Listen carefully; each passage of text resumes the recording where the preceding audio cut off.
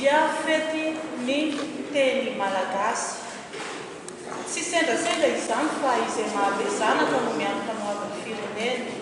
Araka izany ny taloha dia tsaroana sy hajaina fantatra mba ho lesona ho an'ny hoavy ny fankalazana ny enina ambin'ny folo jona.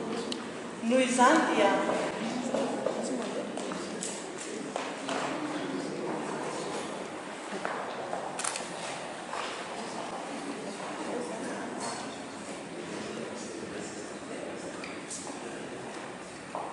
tsy sendasendra izany fa izay mahavezanaka no miantoka ny hoavin'ny firenena. Araka izany ny taloha dia tsaroana sy hajaina fantatra mba ho lesona ho an'ny hoavy. Ny fankalazana ny enina amby roapolo jona noho izany dia tsy natao ho fety na tsy ary fotsiny ihany fa andro tokony ampiray fo ny malagasy sy ampitodika azy miaraka ny amin'ny vina iraisana. Tany aloha ny enina amby roapolo jona 1970 tany dia nozanahana tamin'ny hery sy fotom-pisainana isika izay nanitrika ny tantarany mihitsy ka nampilaza antsika hoe nos ancêtres le gaulois. Ny toy tamin'ny fanjanahana ekonomika sy ara-politika koa izany mbola manjaka mandraka-kehitriny ny zarazara ao anjakana ka amitehan'ny sasany ny fiarahamonina malagasy izay toy ny tanàna Verisampy. Tonga nefa izao ny fotoana ary mba ho saritsarina fahaleovantena, tsy ho saritsarina fahaleovantena na ho saritsarina firaisan-kina fa dia mipetraka ampitiavana ny afatra hoe ny firaisan-kinantsika, ny fahaiza-manao, ny sotoavina mahamalagasy no ampifandraisana amin'ny tontolo efa mandroso no vahaolana andehanana amin'ny lalana tsy mipody intsony any amin'izay fahoriana tsiroaman-tany voalaza tetsy ambony izay.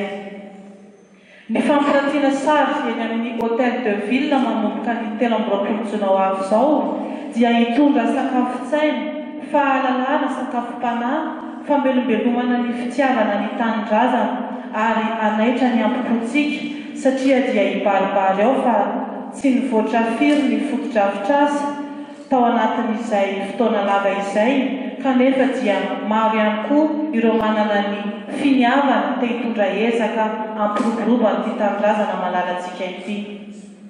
Ny fitsanganan'ny podium, ny fandarana samihafa dia tsy nivarotra terak'izay no tanjona kinendry fa ny fitariana antsika hifaly anaty fialahiny andraisana anjara ary ny fampilalaovana ny ankizy, anehoana ny kolontsain'ny fampità, ny filaminana ary ny fahadiovana izay tanàna mampiatramin'ny podium dia tokony ho sarom-piaro amin'ny kolontsaina ny fahadiovana. Ohatra, raha misy korotana, tabataba miaro telo maloto, ny tsipopoka sy ny fietsika tsy mendrika dia ho tokony ho taterina amin'ny mpitandro filaminana ireny karazan-javatra ireny.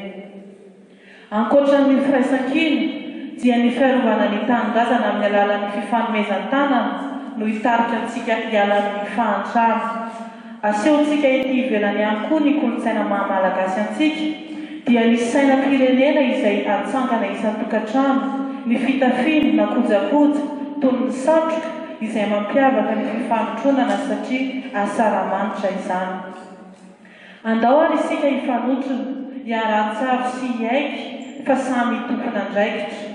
Fa mandritra itenina amby roapolo jona 2024 ity dia tsy avelantsika ho ravy sy hivany kolontsaina malagasy izay ahafanina mavesa-danja entina miatrika ny fahavalo iraisana dia ny fanosongozonana ny fiandrianam-pirenena sy ny fihavanana mahamalagasy.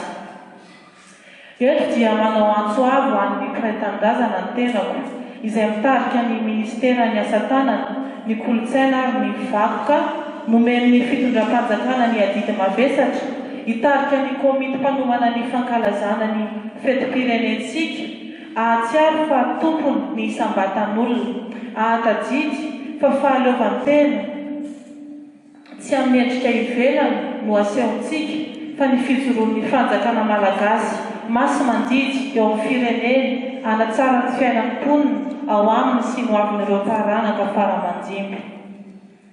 Ka alahoery tompoko lahy, alahoery tompoko vavy, andao isika hifanomitanana mba tsy ho miendrika fety amandadonana fotsiny no hotajidy raha mankalaza ny fetim-pirenena isika. ao ireo ady sy tolona efa natao, ao ireo fanamboarana sy fanitsiana mbola tokony hiarahana isalana.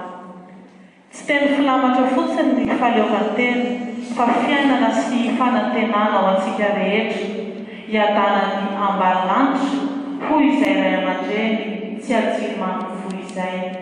Tompoko lahy sy tompoko vavy misaotra anareo naharitra ny aina.